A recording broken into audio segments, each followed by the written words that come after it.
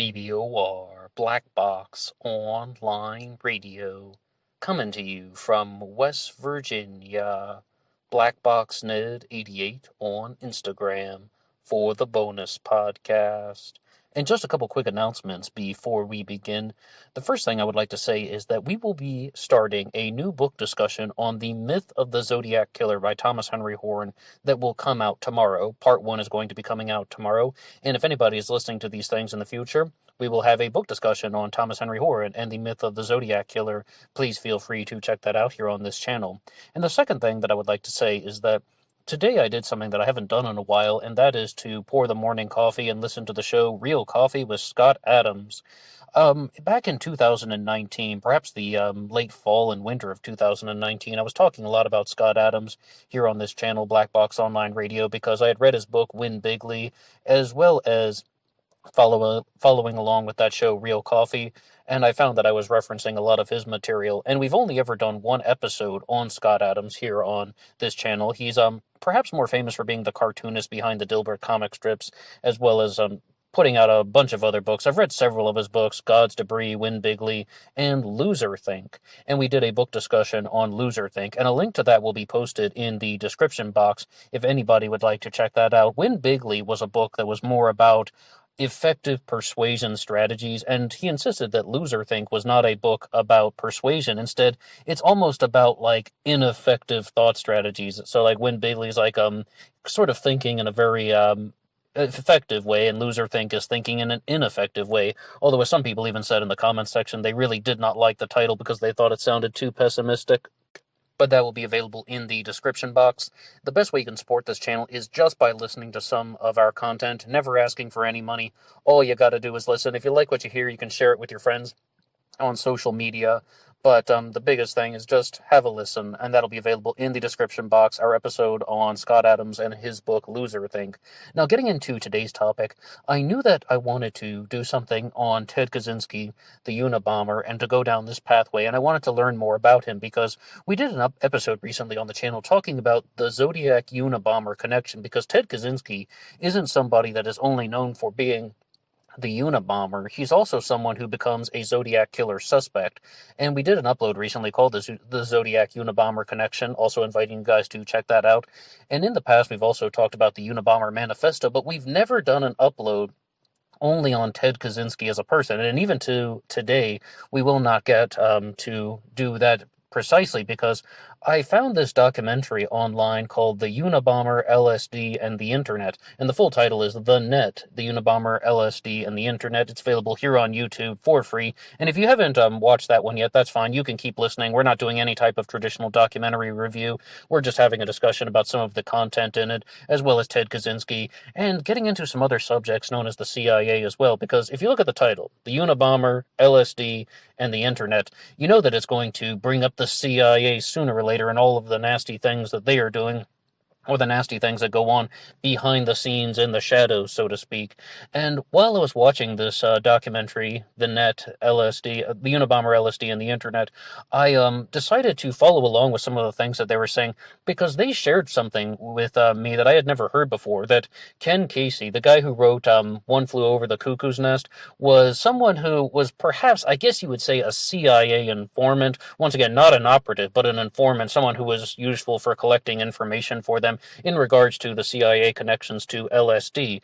So I began to add him to a list, and I was trying to make, I guess you'd say, a short list of individuals who have CIA connections that go on to be putting out literature. And there's a big reason why I'm saying this, so please stay tuned. It's that, number one, I wanted to just compile some people like William Peter Blatty, the guy who wrote The Exorcist. I mean, he has some connections to the CIA as well. Tom Braden, who is connected to the book Eight is Enough. He was the person behind that book, and it was turned into the TV show Eight is Enough. In the 1980s, I believe Tom Braden might even have been more famous for being the host of the political discussion show Crossfire. He was a CIA personnel as well. And then, I mean, we can also look at people like Chuck Barrett as well. And what I was wanting to do was just to make a list of individuals that have famous works of literature and contributions attributed to them who could be CIA operatives, or as we said, high-profile informants. And what happened was my internet browser shut down. It was weird. It's like you have that type of DNS failure or something. Like the internet's all connected. I can use everything on there. I could use all my apps. I was watching the documentary and had my phone up making this little short list of individuals, and just the browser shut down and all the websites were going dead. As I said, I could use all the other functions. I just couldn't visit any more websites. And that was after visiting about 2 or 3 websites associated to CIA individuals and just trying to compile some material on this. I don't know how paranoid you guys get, but that definitely doesn't give you a good feeling. Even if it's just a total coincidence, I'm looking up CIA individuals trying to talk about all their stuff on the internet, but it is publicly available.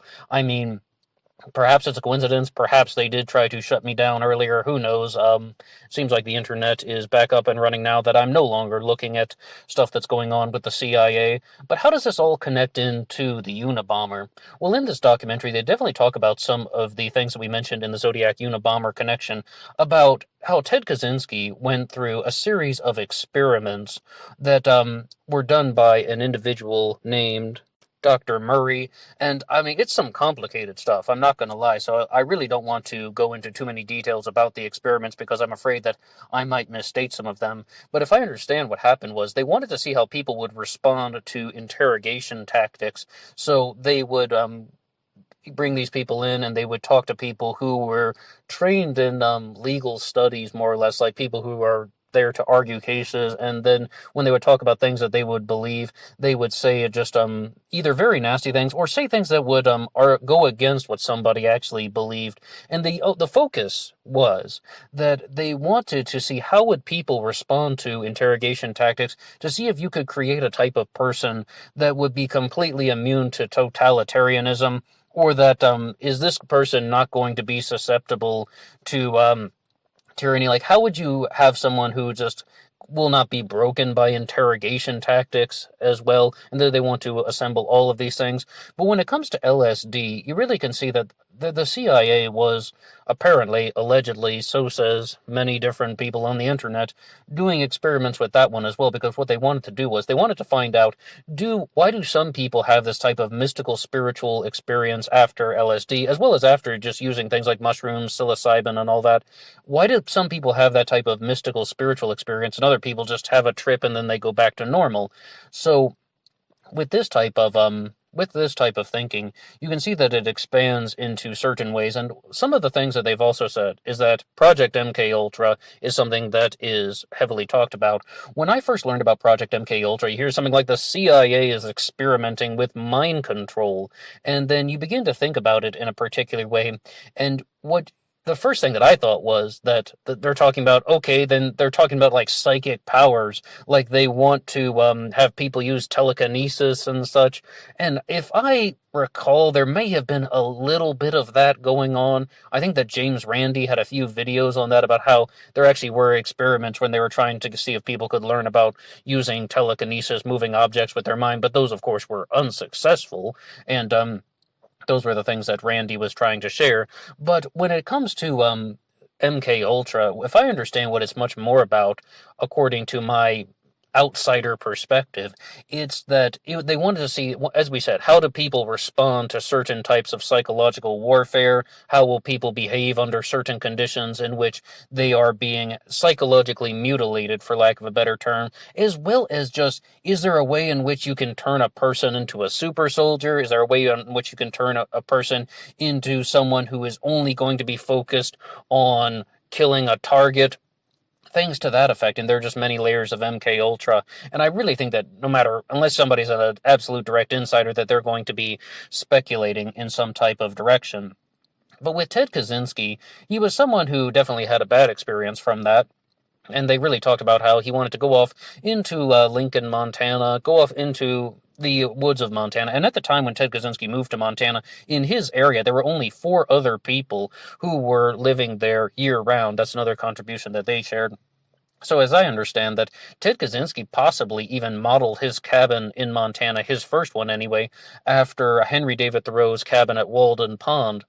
I was up in Boston, Massachusetts earlier this year. I drove by the Walden cabin. It is small. Oh, it is small. And they talk about some things like 10 by 12 or something like that, maybe 9 by 12. It's definitely a very small one room location. So, but I mean, the reason why Ted Kaczynski was doing this, if I follow what the narratives are saying, is because they were trying to show that he was trying to be away from people because I guess you'd say he just had many bad experiences, as well as perhaps being involved with these types of experiments that were going on that just absolutely turned him off from people. And this brings us to several other points about why would Ted Kaczynski go into the woods of Montana or the mountains and the far-off lands of Montana just to compose this Unabomber manifesto? And the second question is, why would he then take it upon himself to send out these types of bombs that would firstly murder people as well as injuring other people, and in some very serious ways, actually. And one of the points brought up was that Ted Kaczynski wanted to be taken seriously. So is argued by this documentary, The Net. And this is kind of, I believe that they sort of introduced the subject by saying Kaczynski wanted to be taken seriously, but he believed in some part of his being that his ideas would not be very well received, very well accepted. In short, this Unabomber manifesto was not very good, and it would never be published. So the only way he felt at that point in which he could actually get people to listen to what he had to say about industrial society and its future is to do something very horrific, very dangerous, to commit an atrocity and then use the media coverage around these atrocities to get people to actually read his work and to listen to what he had to say and to look at every type of exam and to actually examine and critique and evaluate his work and just to get more curious about Theodore Kaczynski as a person. So that was what they were introducing. They were trying to set the stage in that particular way. Now, as I said, we have read the Unabomber Manifesto here on this channel, and we did a 4-part discussion series on that here on Black Box Online Radio. If anybody would like to find that, you can hear some more things that we have to say about that. And I will drop an unpopular opinion, just going to wedge this right into the middle of everything. The unpopular opinion is, if anybody ever tries to use Ted Kaczynski and the Unabomber Manifesto as a way to justify their own type of political thinking, I really don't think that that is that is something that would be to your advantage, unless you're absolutely 100% in line with Kaczynski, because Kaczynski in the manifesto is very clear. He's against everybody. He's against the left wing. He's against the right wing. And when I was saying justify a person's political agenda, mostly in reference to people who are trying to use it in the left-right political divide, or as perhaps some other aspects of that, even on the quadrant, if you're going to be using that model. But saying that for the particular reason that he was against almost all sides of the political spectrum, and that he had lots of critical things to say about everyone. So, I mean, he's very critical of the right-wingers, and he's very critical of the left-wingers as well. So I want to digress from that because we've talked about that a lot on the channel in the past. And to look at more about some of the driving forces behind what's going on in the later half of the 20th century in the United States of America, I would say that, firstly, it's quite shocking that the CIA just seems to hide in plain sight. And somebody did encourage me to look at that, because someone who was going down the pathway that the CIA is not only just this intelligence organization of the United States government. In fact, it's quite to the contrary. They were going down the pathway that the CIA is the private arm of the global elites, and that the global elites have many different private arms, and that's one of the reasons why there could be possible alleged occult connections to all of this. And that, like, when you hear people like, whether it's Alex Jones or William Cooper or Kevin Shipp, talking about any type of occult rituals that go on within the government, what they're actually talking about is that they serve a particular purpose. It's not so much that people would genuinely believe that type of material, it's that it serves a particular function, and that is organizing the power structure of the global elites, and that it's just a different way to manipulate the situation. And they can also use the atrocities that are committed by these particular individuals as ways to, as we said, manipulate the media coverage and present them in a certain way, and that distracts the people from looking at other things that could be going on with the government, with the CIA, with the global elite circles. And I meant to do something much larger on this in the past, talking about perhaps we would do a whole full book discussion on Webster Tarpley and his book Against Oligarchy, which is available online here for free. You can read it yourself if you go to tarpley.net.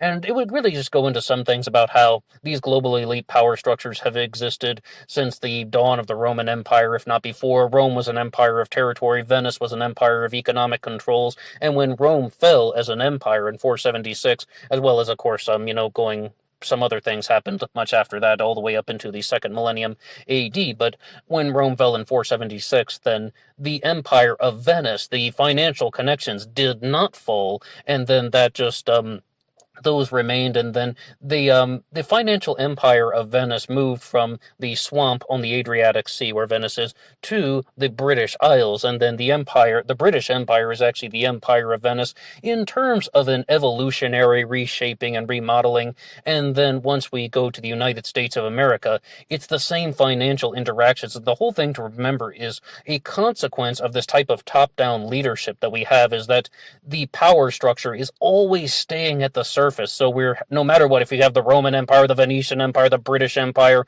or fighting a war for independence, the Revolution 1776 and all that, the same oligarchical structures and the same forms of top-down leadership exist, and then there become concentrations of wealth and concentrations of power at the top. And one of the ways that they can maintain concentrations of wealth and concentrations of power is by having things like the CIA. I'm actually somewhat skeptical of the whole occult ritual stuff, but people do talk about it a lot, and I definitely do get curious about it. But one thing that I am not very skeptical of, and I am a genuine believer in, is that the CIA is doing things behind closed doors. And the more we learn about things like MK Ultra, or as we talked about Operation Paperclip during the May Brussels uploads, as well as perhaps Operation Mockingbird, which I confess I don't know an enormous amount about, but that's, as I understand, that also deals with media manipulation and so on. It appears that these things are happening, and as we said, they hide in plain sight, because I was just on Google and I'm pulling up things about how William Peter Blatty and his connections to the CIA, the guy that wrote The Exorcist, and you can just see on Tom Braden's profile, you put 8 is enough, the TV show,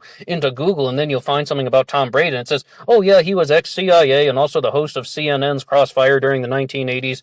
And then this all just gets into how they want to conduct these experiments to learn how they can improve their power grab via military technology, or how that they can get a leg up in the world about learning things that are very inhumane. So they do it in somewhat of a guise, but as we said, it's hiding in plain sight. I mean, this is just an experiment that Ted Kaczynski signed up for, and he was underage at the time. He must have been 17 years old, because he had his mother sign his permission slip, for lack of a better term, to participate in these experiments, where they would once again really try to just be very, very harsh against somebody's belief system to get a particular response, or to document and observe the responses, so that they could see if they could develop some type of resistance to interrogation tactics. If I understand that, I mean, I want to be very clear. I am not like someone who knows this inside and out. This is just my very loose interpretation of the subject.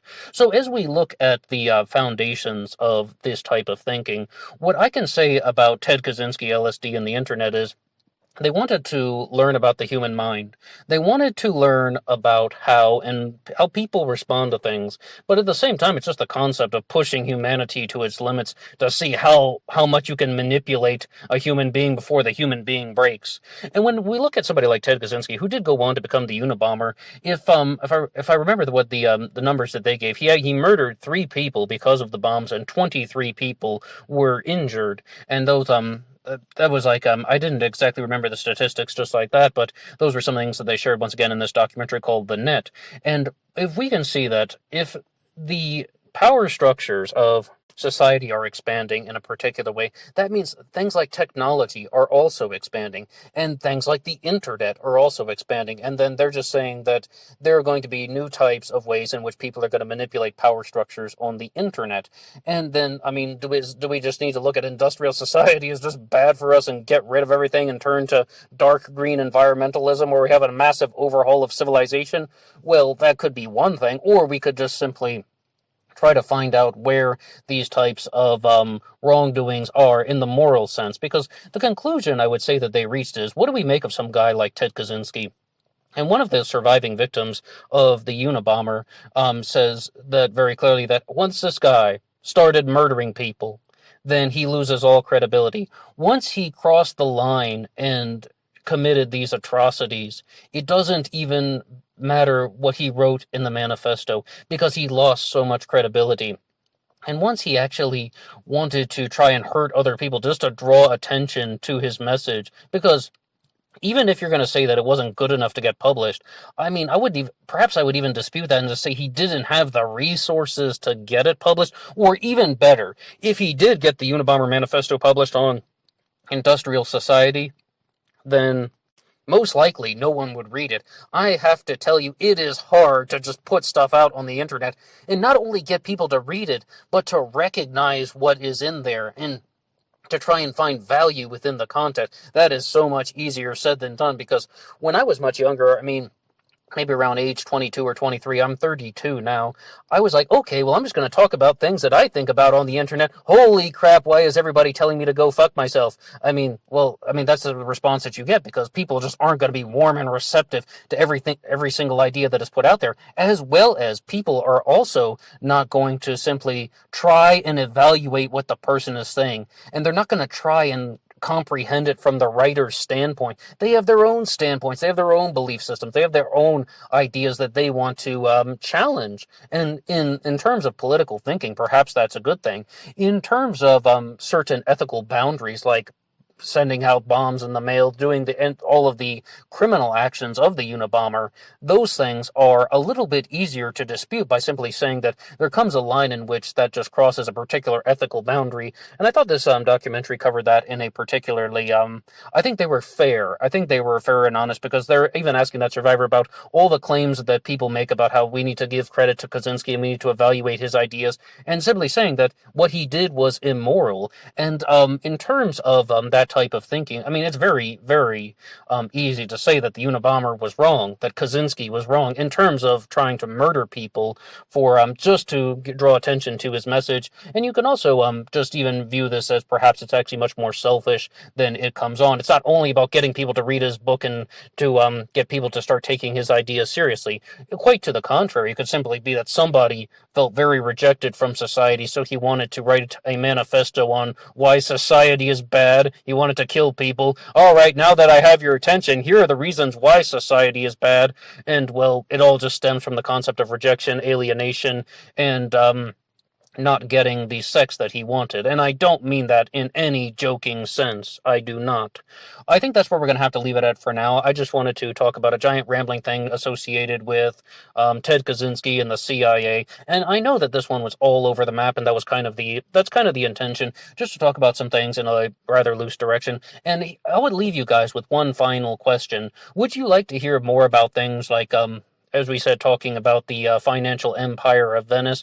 Are those things that interest you? Because we will be starting the new book discussion on the myth of the Zodiac Killer, and I've said for a while that I've really wanted to do one on Against Oligarchy by Webster Tarpley. If you're into those things, please drop your responses in the comment section below, or maybe there's a different subject that you would like to hear about. Our list of requested topics is getting pretty big, and we'll be doing the new book discussion soon on the myth of the Zodiac Killer, which will come out tomorrow, but we'll always try to get to your requested topics, and you can visit our episode on Scott Adams and his book Loserthink in the description box here. What is Loserthink? Talking all about effective thought strategies and such.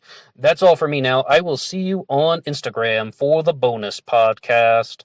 Until next time.